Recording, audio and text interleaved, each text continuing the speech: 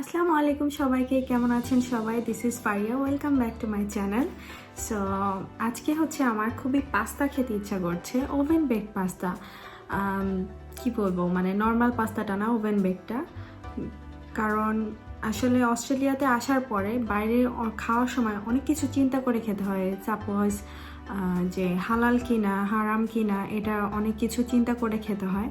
So অনেক কিছু দেখা যাচ্ছে বাইরে খাওয়া হয় না, যেমন স্পেশালি আমরা এখানে অ্যাডিলেডে যেটা খেতে পারি সেটা হচ্ছে আফগানি কিছু স্টোর আছে বা শপ আছে, রেস্টুরেন্ট আছে, ওখানে আমরা খেতে পারি আফগানি যেসব খাবার। বাট আমাদের দেশি ওরকম অ্যাভেলেবেল নাই এখানে। আবার বিভিন্ন ধরনের খাবার যেগুলো পাস্তা বা অন্য যে খাবারগুলো, সেগুলো আবার দেখাচ্ছে হালাল হয় না। সো অনেক কিছুই দেখা যাচ্ছে যে বাসায় বানিয়ে খাওয়ার চেষ্টা করি, কারণ বাইরে খাওয়ার থেকে আমার মনে হয় যে বাসায় ইজি করে খাওয়া যায় সেটা। বিকজ আমি বাইরে তো খেতে পারছি না, সো বাসায় বানিয়ে সেটা খাওয়ার চেষ্টা করি। সো আজকে আমার সেটাই খেতে ইচ্ছা করছে, ওভেন বেক পাস্তা। আর ওভেন বেক পাস্তাটা আমার অনেক পছন্দ, কারণ আমার আন্ডারগ্রেড করার সময় নর্থ সাউথে যখন আমি আন্ডারগ্রেড করছিলাম, সো এটা বসুন্ধরার ক্যাম্পাসে আর কি। সো সেটা বসুন্ধরা গেটের ওখানে একটা ক্যাফে আছে, ডাউনটাউন ক্যাফে। যারা বসুন্ধরাতে আছেন বা ওই এরিয়াতে গেছেন তারা হয়তো দেখেছেন যে একটা ডাউনটাউন ক্যাফে আছে বসুন্ধরা গেটের কাছেই। সো ওখানে উইকে 2-3 বার যাওয়া হতো ফ্রেন্ডদের সাথে। আর মোস্টলি দেখাচ্ছে ওভেন বেক পাস্তাটা না হতো, মানে ওটার কথা মনে করে আমার মুখে পানি চলে আসছে যে এত মজা। সো এই জন্য আমার কয়েকদিন থেকে খুব খেতে ইচ্ছা করছে, স্পেশালি আজকে তো খুবই ক্রেভিংস হচ্ছে ওভেন বেক পাস্তার জন্য। সো চলেন আমি দেখি কিভাবে সেটা বানাচ্ছি, আর খুবই ইজিভাবে বানাবো ইনশাল্লাহ। আর আপনার সাথেই থাকুন, ভিডিওটা দেখতে থাকুন, আর যদি ভিডিওটা ভালো লাগে অবশ্যই একটা লাইক দিবেন আর সাথেই থাকুন। সো আমি পাস্তা বানানোর জন্য অলরেডি পানি বয়েল করছি। এটার মধ্যে আমি অল্প একটু অলিভ অয়েল দিয়ে দিব, আর হচ্ছে দিব পরিমাণ মতো লবণ।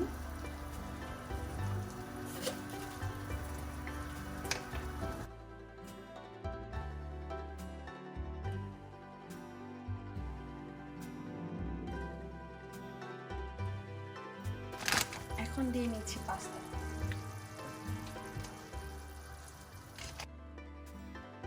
সো এখানে আমি পাস্তাতে ভেজিটেবল দিব কিছু, সেটার জন্য আমি এখানে নিয়েছি বেল পেপার বা ক্যাপসিকাম বলে যেটাকে। রেড একটা নিয়েছি, রেড হাফ নিয়েছি, ইয়েলো নিয়েছি কোয়ার্টার, আর গ্রিন নিয়েছি কোয়ার্টার। আর এই পাশে দেখাচ্ছে এটা হচ্ছে ব্রোকলি নিয়েছি অল্প কিছু। আর এটা হচ্ছে আমি একটু রসুন কেটে রেখেছি কুচি করে। আর এটা হচ্ছে মাশরুম। সো এগুলাই আমি দিব আজকের পাস্তা বানানোর জন্য। সো আমি পাস্তাটা স্ট্রেন করে নিয়েছি একটা স্ট্রেনারে, আর আবার হাঁড়িটা নিয়ে নিয়েছি। অলরেডি আঁচ আছে, আর আমি এখানে বাটার দিয়ে নিচ্ছি। আর এখন আমি 3 টেবিল চামচ মতো অল পারপাস ফ্লাওয়ার বা ময়দা যেটাকে বলে সেটা দিয়ে নিচ্ছি।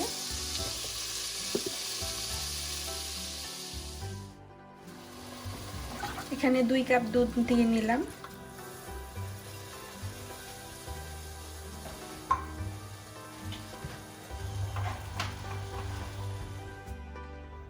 আর আমি যে রসুনটা কেটে রেখেছিলাম সেটা আমি দিয়ে দিচ্ছি এটার মধ্যে, সেটা একটা ফ্লেভার অ্যাড করবে। আর আমি কিছু কাঁচামরিচ কেটে রেখেছি, সেগুলো গোল গোল করে কেটে রেখেছিলাম, সেগুলো আমি দিয়ে দিচ্ছি।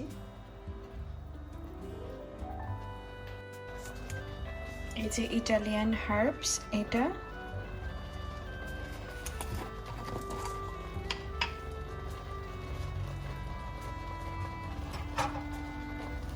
যেটা আমি এই যে চা চামচটা উঁচু করে এভাবে দিচ্ছি, 1 চামচই দিলাম।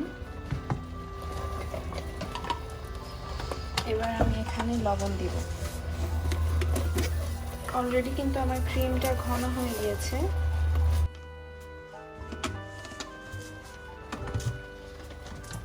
আর কিছুটা চিলি ফ্লেক্স দিব।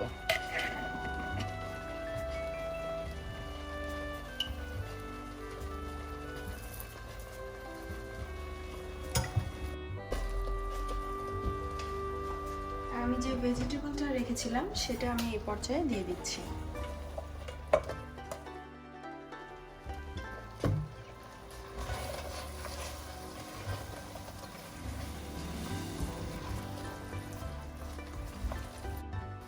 পৌনে 1 কাপ মতো পানি দিয়ে দিচ্ছি এখানে।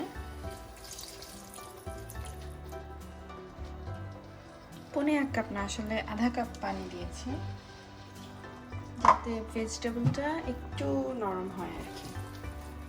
আর এখানে আমি আরো দিব এই যে এই পাস্তা সসটা। সো এটা আমি পুরোটা দেয়, বাট আমি হচ্ছে এখানে 4 টেবিল চামচ মতো দিব।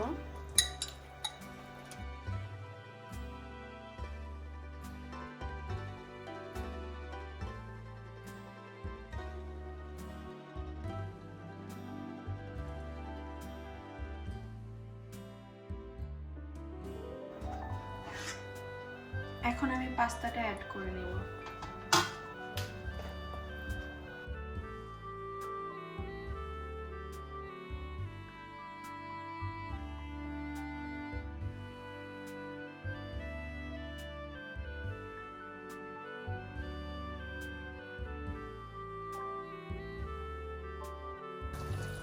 পাস্তার জন্য আমি ইউজ করেছি পেনি পাস্তা।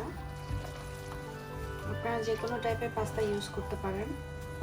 আমার বাসায় আজকে এটাই ছিল, সো এটাই আজকে ইউজ করেছি। এটা এই পর্যায়ে খেতেও খুবই মজা। আমি একটা টেস্ট করে দেখলাম যে লবণ ঠিক আছে নাকি, এবং আসলে আমার মনে হচ্ছে এভাবেই আমি খেয়ে ফেলি, এত মজা লাগছে খেতে। সো আমার এটা হয়ে গিয়েছে, আমি বন্ধ করে দিচ্ছি। আমি এইভাবে প্রায় 5 থেকে 7 মিনিট মতো রাখলাম। বাস এবার আমি একটা ওভেন প্রুফ বাটিতে সার্ভ করে সেটাকে আমি ওভেনে দিব ওভেন বেক করার জন্য। এই যে আমার পাস্তার টেক্সচার দেখাচ্ছি একটু বেক করার আগে, যেটা দেখতে খুবই লোভনীয়। মানে আমি আসলে নিজেকে আটকাতে পারছি না, এত লোভনীয় মনে হচ্ছে। আসলেও টেস্টটা ভালো হয়েছে, আলহামদুলিল্লাহ। সো আমি অলরেডি একটা বোল নিয়ে নিয়েছি ওভেন প্রুফ। সো আমি পাস্তাটা এখানে দিয়ে নিচ্ছি।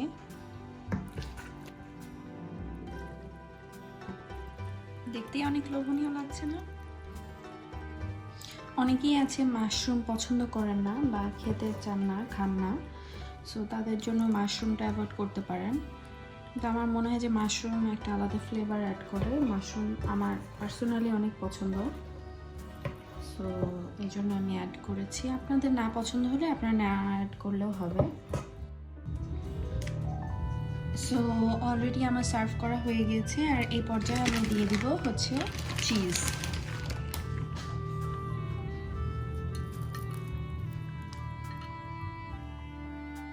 জাস্ট উপরে কিছু গ্রিন চিলি এরকম স্প্রিঙ্কেল করে দিচ্ছি, অ্যাজ আমি ঝাল পছন্দ করি। সো এবার আমি অলরেডি ওভেনটা প্রিহিট করতে দিয়ে দিয়েছি 180 ডিগ্রি সেলসিয়াসে। ওখানে জাস্ট 10 মিনিট বেক করলেই হয়ে যাবে।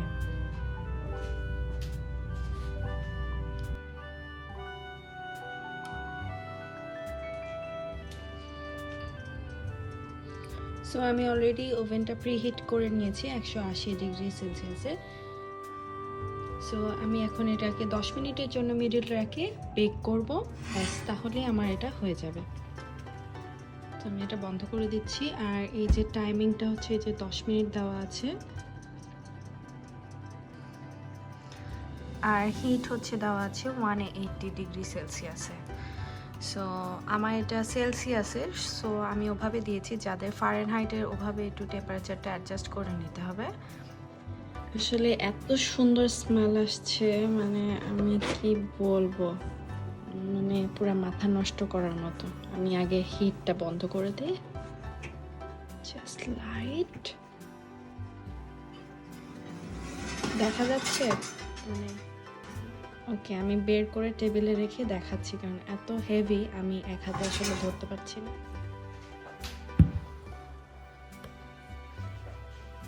মাশাআল্লাহ, খুবই সুন্দর স্মেল আসছে আর খুবই সুন্দর একটা বার্নড একটা টেক্সচার। এখনো আমি বোলটা ধরা যাবে না বিকজ এটা খুবই হট, হাতটা পুড়ে যাবে।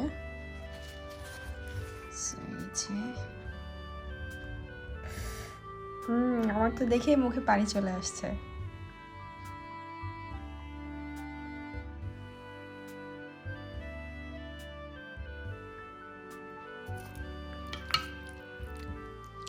জাস্ট চিজের টেক্সচারটা দেখেন।